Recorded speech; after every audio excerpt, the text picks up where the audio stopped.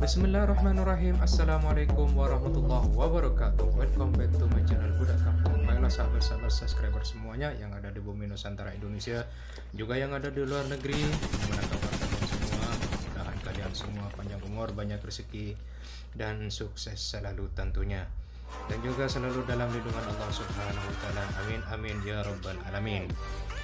Sebelum saya melanjuti video ini, ada baiknya kalian semua silakan tekan tombol subscribe, like, comment, and share ke media sosial Anda, dan tekan tombol loncengnya agar tidak ketinggalan video-video terbaru dari saya. Baiklah sahabat-sahabat subscriber semuanya, marilah kita lanjutin video berikut ini. Kurban adalah salah satu ibadah yang disyariatkan dalam Islam. Ajaran ini merupakan ibadah yang pernah dijalankan Nabi Ibrahim alaihissalam saat akan menyembelih putranya Nabi Ismail, sebelum diganti dengan seekor domba oleh Allah Subhanahu wa taala.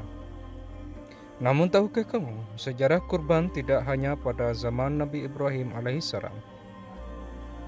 Sejarah kurban berbagi menjadi 3 masa, yaitu pada zaman Nabi Adam alaihissalam, pada zaman Nabi Ibrahim alaihissalam, dan zaman Nabi Muhammad sallallahu alaihi wasallam. Pada zaman Nabi Adam alaihissalam, kurban dilaksanakan oleh putra-putranya yaitu Qabil dan Habil. Saat itu kurban dilakukan bermula dari masalah perebutan calon istri. Qabil mengeluarkan kurban dari hasil pertaniannya, dipilihlah buah-buahan yang sudah jelek-jelek. Sedangkan Habil mengeluarkan kurban dari hasil peternakannya, dipilihlah hewan-hewan yang gemuk dan sehat. Kurban Habil yang kemudian diterima oleh Allah Subhanahu wa taala karena niatnya yang tulus dan ikhlas, sedangkan Qabil mengeluarkan sebagai harta dengan terpaksa. Hal itu tersirat dalam surah Al-Maidah ayat 27, sebagaimana Allah berfirman, "Ceritakanlah mereka kisah berdua putra Adam, Habil dan Qabil, menurut yang sebenarnya, ketika keduanya mempersembahkan kurban, maka ya diterima dari salah seseorang dari mereka yang berdua, Habil, dan tidak diterima dari yang lain, Qabil. Ia berkata, Qabil, aku pasti membunuhmu. Berkata Habil, sesungguhnya Allah hanya menerima kurban dari orang-orang yang bertakwa." Di zaman Nabi Ibrahim, kurban dijalankan oleh Nabi Ibrahim alaihissalam sendiri. Ketika itu Nabi Ibrahim dapat perintah dari Allah Subhanahu wa taala untuk menyembelih putra kesayangannya, Nabi Ismail alaihissalam. Tentu perintah ini menjadi ujian yang amat berat. Nabi Ibrahim alaihissalam kemudian membicarakan persoalannya ini dengan Nabi Ismail alaihissalam, putranya. Dengan ketangguhan hati, Nabi Ismail alaihissalam berkata, "Wahai bapakku, kerjakanlah apa yang telah diperintah kepadamu. Insya Allah engkau akan mendapatkanku termasuk orang-orang yang bersabar." Quran Surat As-Saffat ayat 102.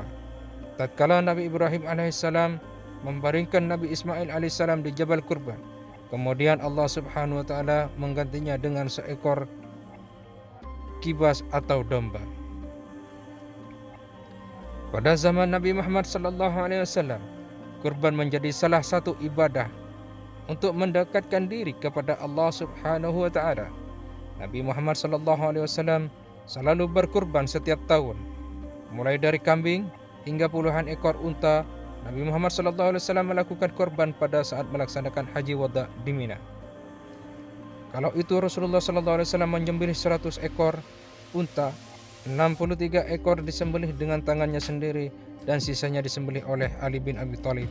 Keseluruhannya hewan kurban tersebut disembelih setelah salat Idul Adha dilaksanakan. Dalam surah Al-Hajj ayat 36 dijelaskan tentang jenis hewan yang dijadikan kurban, tujuan dari berkurban secara menyembelih hewan kurban, waktu memakan daging kurban, dan orang-orang dapat memakan daging kurban berdasarkan contoh Rasulullah SAW. Ini umat Islam melaksanakan ibadah kurban yang sesungguhnya. Allahu a'lam bishawab. Nah, itulah ulasan pada video kali ini. Semoga bermanfaat bagi kita semuanya. Dan apabila ada kesalahan, ada kekurangan pada video kali ini, saya mohon maaf beribu-ribu maaf. Wabillahi taufiq wal hidayah. Assalamualaikum warahmatullahi wabarakatuh.